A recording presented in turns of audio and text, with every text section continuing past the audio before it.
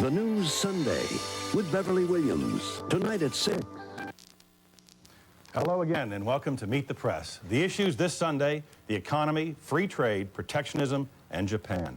Our guest, the Secretary of Commerce, Robert Mosbacher, and Koji Watanabe, Deputy Foreign Minister of Foreign Affairs of Japan. From NBC News, this is Meet the Press with Tim Russert. The president leaves for Asia tomorrow with 21 American corporate executives in tow. Has what was supposed to be a diplomatic goodwill mission turned into a political campaign junket? Later, we'll ask Secretary of Commerce and soon-to-be chairman of the Bush re-election campaign, Robert Mosbacher. But first, we'll talk with Koji Watanabe, the Deputy Foreign Minister of Japan, who's in our bureau in Tokyo. Joining me at the Meet the Press roundtable, Alan Murray of the Wall Street Journal and Robert Novak of the Chicago Sun-Times. Good morning, Mr. Watanabe. Good evening to you in Japan. Sir, Good evening. Good morning. As you know, the president will be arriving in your country shortly. Specifically, what trade concessions is your government willing to give President Bush?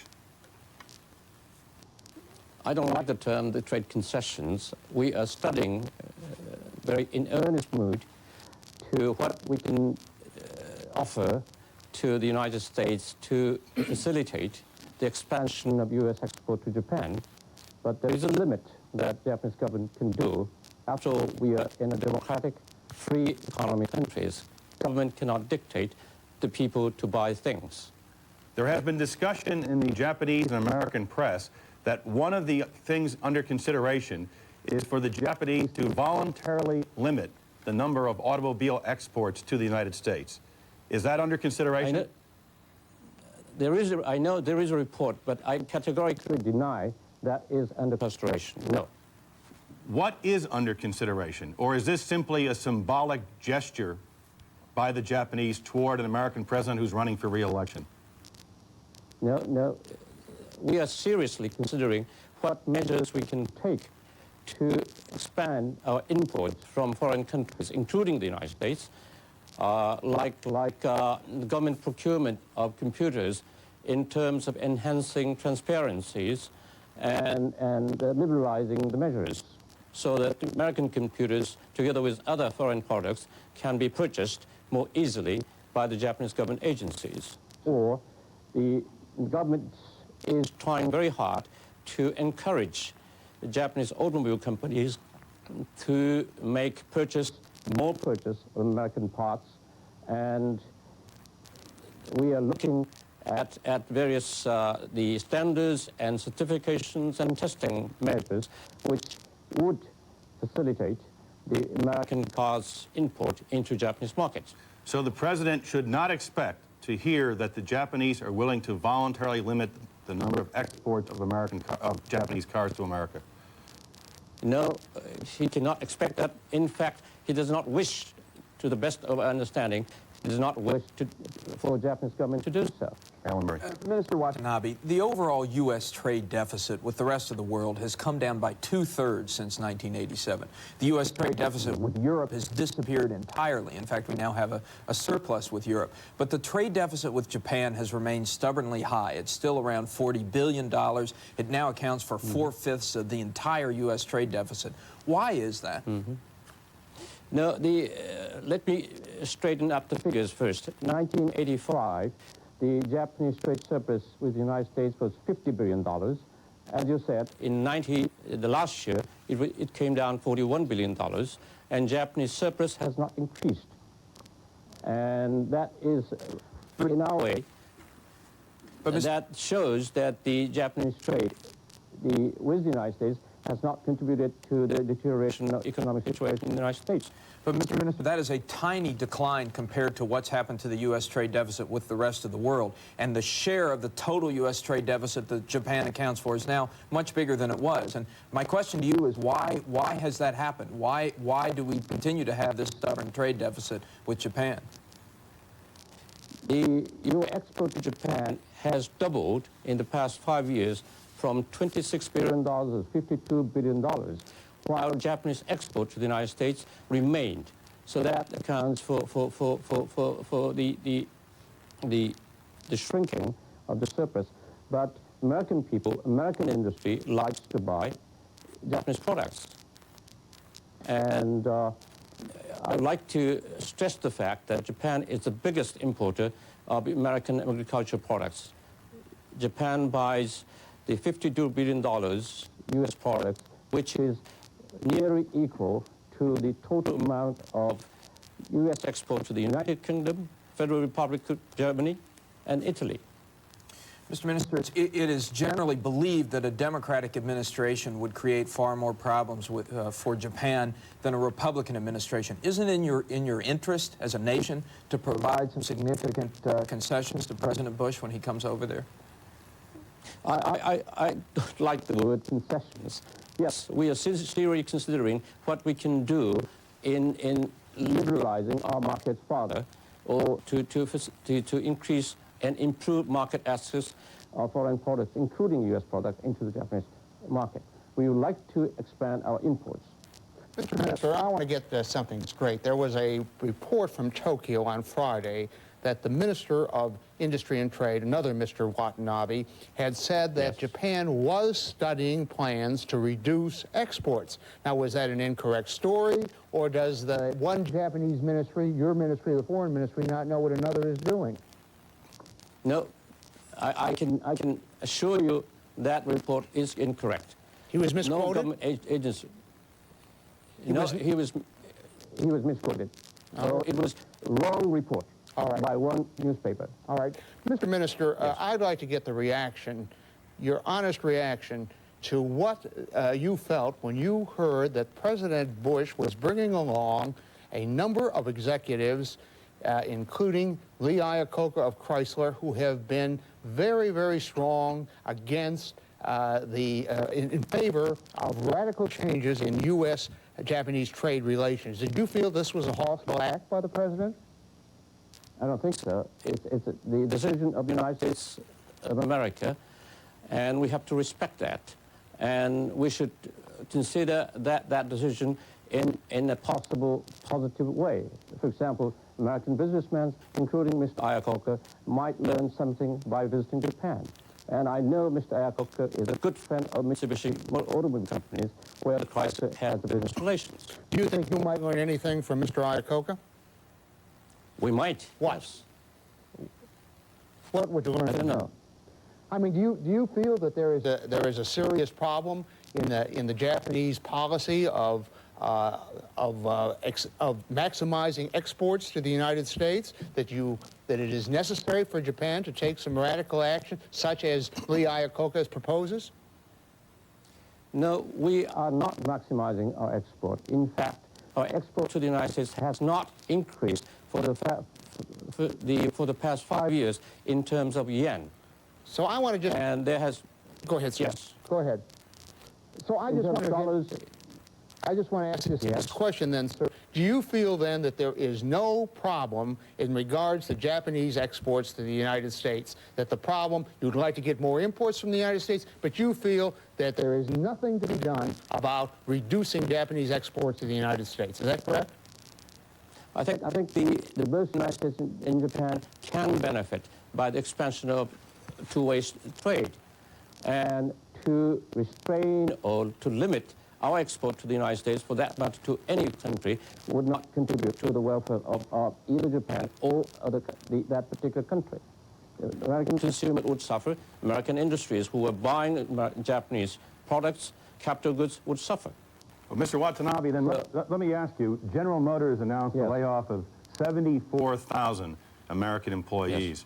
What would you say to the families of those employees today in America? I feel so sorry for them, and I hope that they would be able to find a good job in the nearest possible future. Do you think your country bears any responsibility for their losing their jobs? I don't think so. No. It is not a matter of unfair... Is it a matter of unfair trade, or is it a matter of a lack of quality American product? It's not the matter of unfair trade. It's a result of competition. As you recall, from 1981, Japanese government instituted voluntary export control. 1981, for the past 10 years, and during which American automobile countries could have modernized, expanded their factories, and whatnot. And somehow that has not taken place. Mr. Watanabe, well, Yes. thank you. We'll have to leave it there. We're out of time. We appreciate your coming into our Tokyo Bureau. Good luck to you. And we'll be back in a moment with Robert Mosbacher, the Secretary of Commerce. Meet the Press is sponsored by the Archer Daniels Midland Company. ADM, supermarket to the world.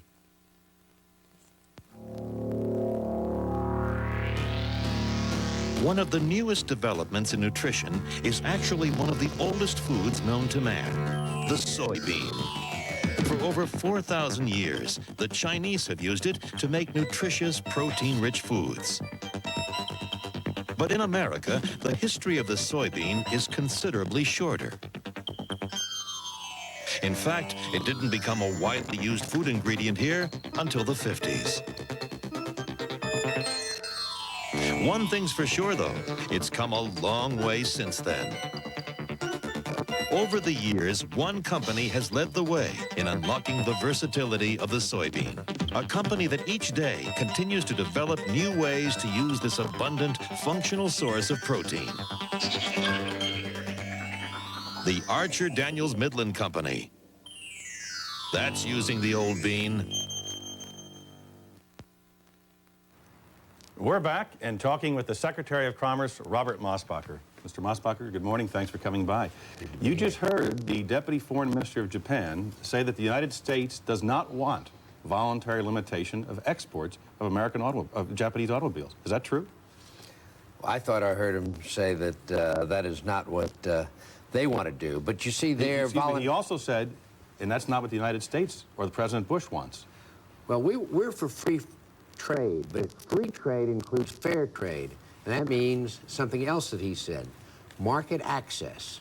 And that is what is lacking now in Japan, is market access for U.S. companies. But would you want, does this government, the United States government want voluntary limitation on the exportation of Japanese automobiles to the United States by the Japanese? The Japanese already have voluntary access limitations, and it really hasn't done any good because they've gone to a higher priced car.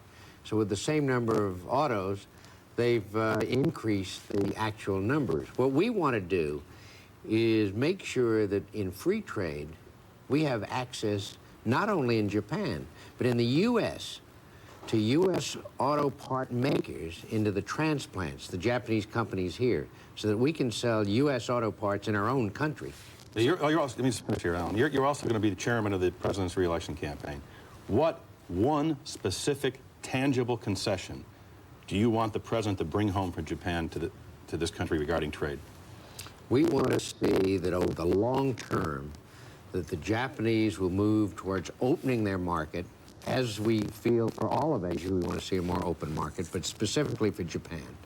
And then we want to see fair trade as well as free trade. That means jobs for U.S. workers and business for U.S. companies. Mr. Secretary, let me try and clear this up because I think this is a very important point. The chairman of the big three automakers have all agreed that they would like the president to tell the Japanese that he wants them to eliminate their trade deficit within 5 years.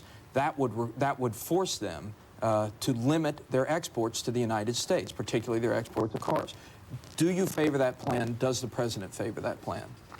You see, what we've seen around the world is a lack of imbalance with the rest of the world. As you said, Alan, we've seen the rest of the world go into trade surplus for the U.S. If you take Japan out and you take oil imports out, we've got a trade surplus around the world. So we think if they open their markets, both in Japan and their markets for their transplants here in the U.S., we'll see that diminish over a period of time. So you do not favor the automakers' plan to have the Japanese restrict exports to the United States? What we are saying is you cannot close down free trade. What you need to do is open up markets. And what we need is fair trade to go with the free trade. And that means all these non-tariff barriers, all these subtle barriers, a true opening of markets in their country and in our country. But you're against restricting exports. If you are against restricting airports, why are you taking these three automakers to Japan and giving them a platform from which to express their views, which are different than the views of the administration? Well, I think their views are primarily that they want access in Japan through dual dealerships, through aftermarket access for auto parts and autos, and they want to have the right to also, the auto part makers, sell into U.S. transplants of Japanese automakers. In other words, we're going to let them say whatever they want. Obviously, we couldn't keep them from it if we wanted. But the bigger picture is opening up the markets. I want to try what my two colleagues attempted without success. Mr. Secretary, I want to put it as simple as I know how. If the Japanese are not willing, to your satisfaction, to open up their markets, to reduce the deficit significantly, are you in favor of governmental action to reduce Japanese exports of autos? Well, let me give you as direct an answer as I can. These things grew over many years. I'm not saying we're going to change this overnight. That's not a direct answer. You're looking for an instant gratification. We're not going to get that. All right, Mr. Secretary. Is it an option? In response to Bob's question, is it an option that we would have government action to restrict Japanese exports to the United States? It is an option, yes. All right, Mr. Secretary, isn't it a fact that when President Bush was going to originally make this trip earlier, he wasn't taking one business executive with him, much less 20. It was going to be a diplomatic trip and not a trade mission. Isn't it a fact? Isn't that true? Isn't that correct? No. He was going to take these people originally?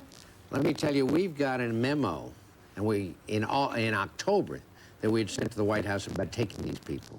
Besides that, we had talked about it. We as the often. Commerce Department. No. We at Commerce with the White House. And we had discussed doing this, and the President has met trade groups over, whether it was coming out of the Soviet Union or in Mexico. We took the Vice President led a group to South America. There were no plans to take those people Robert, before. this is a 3-year plan that we've been working on, and it's good policy, and if it happens to be good politics, good. Or is it? But the Republican senators, I'm not talking about your enemies, I'm talking about your allies. They tell me that this is in reaction to losing the Pennsylvania Senate race, to having the president's popularity go down, and as the general chairman of the president's campaign, this is a political trip, isn't it? No, Robert, if you look at a memo that we sent to the White House in October, which preceded the election, which was in November, you'll find that we recommended the same thing, and we had talked about it even earlier, with the White House, with the president.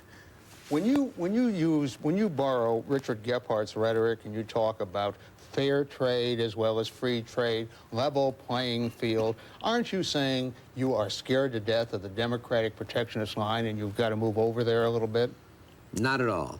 The president has been saying free and fair trade since he's been in office. We've been talking about free and fair trade, and that means market opening. That's where we spent a lot of time, opening markets for U.S. business.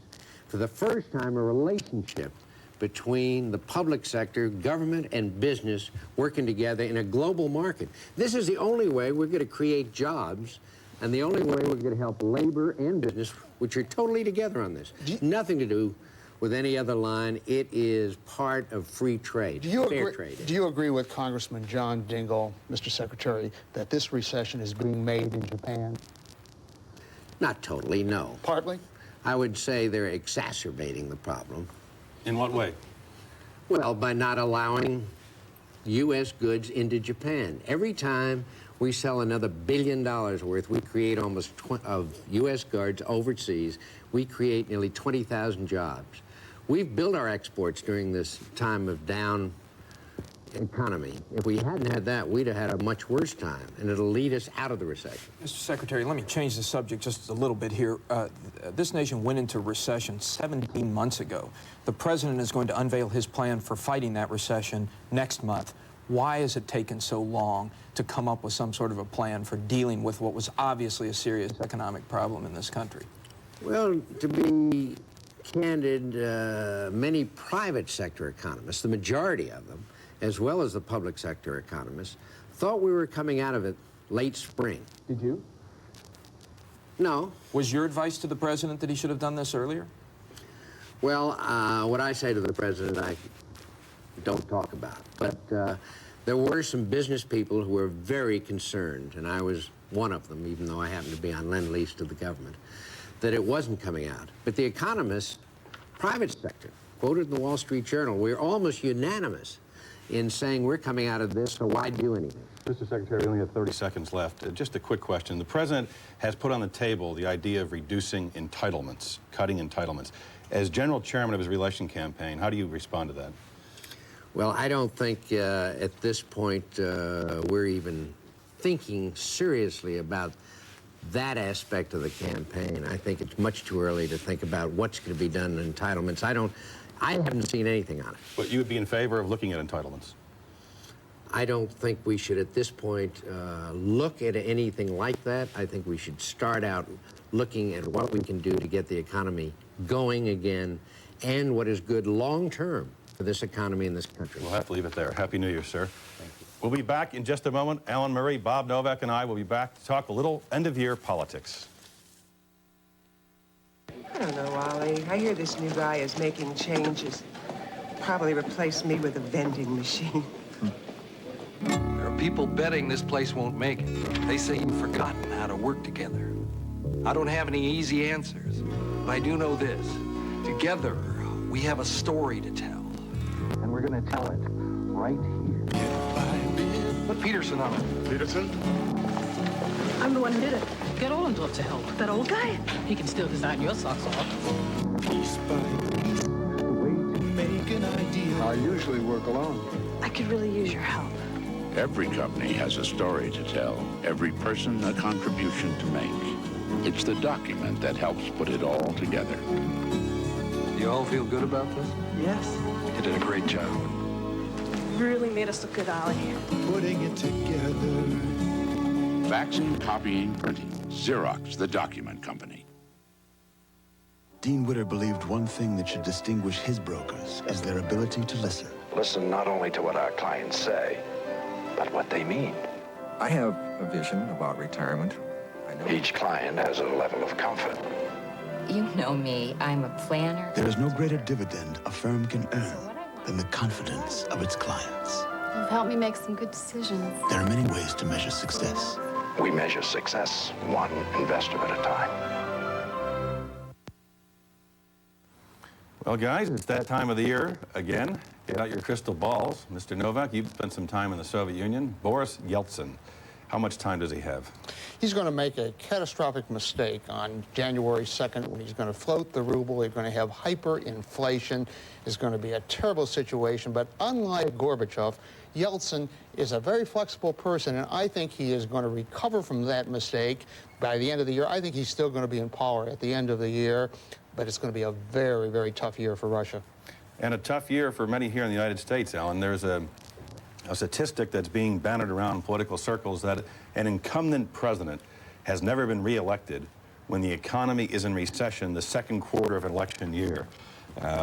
You're a specialist in this. One, will our economy be in recession the second quarter of next year? And what does that portend for George Bush? Well, Tim, I think one thing we've learned in the last 6 months is that anybody who tries to forecast where the economy is going to be 6 months from now is certain to have their hat handed to them. But I'd guess that the timing's going to be about right for Bush, that the economy will start to come out of recession in the second quarter, thanks partly to this big interest rate cut that the president has gotten as a Christmas present from Federal Reserve Chairman Alan Greenspan. Another person in the news, didn't make Time Man of the Year this year, but it has in the past, Mikhail Gorbachev. Bob, what happens to Mr. Gorbachev? Well, he's got an enormous amount of offers from prestigious U.S. universities who want him to teach. Now, he can't speak a word of English, so I think that tells you a lot about our prestigious universities. Southern Illinois is part of this?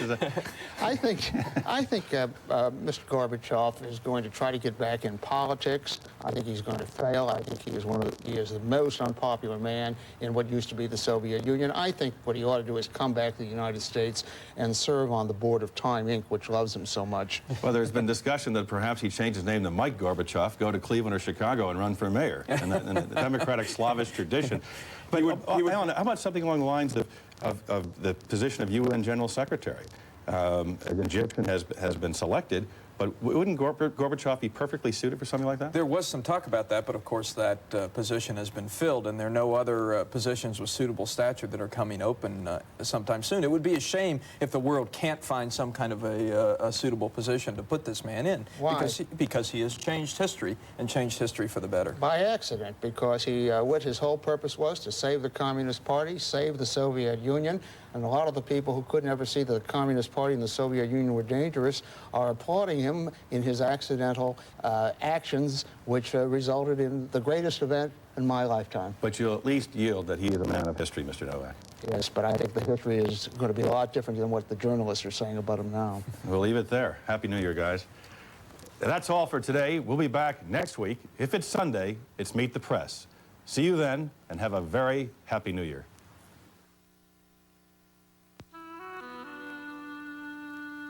Beautiful, isn't it? The family farm, owned and operated by men and women who are motivated by pride and a deep love of the land. Parents who pass on the knowledge and tradition of farming to their children. But the family farm is much more than picturesque.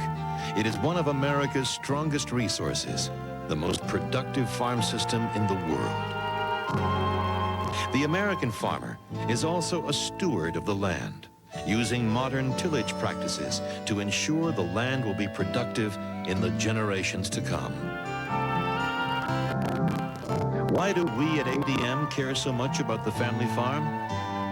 Because we depend on its high productivity in order to fulfill our role as supermarket to the world.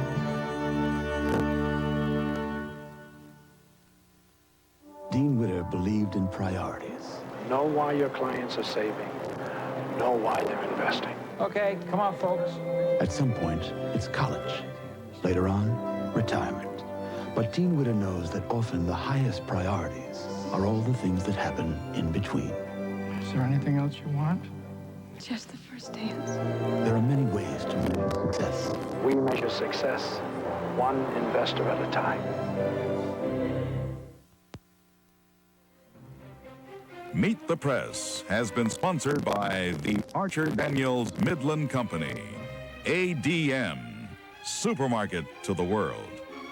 For a printed transcript of Meet the Press, send $1 and a stamped self-addressed envelope to Kelly Press, Box 12160, Silver Spring, Maryland, 20908.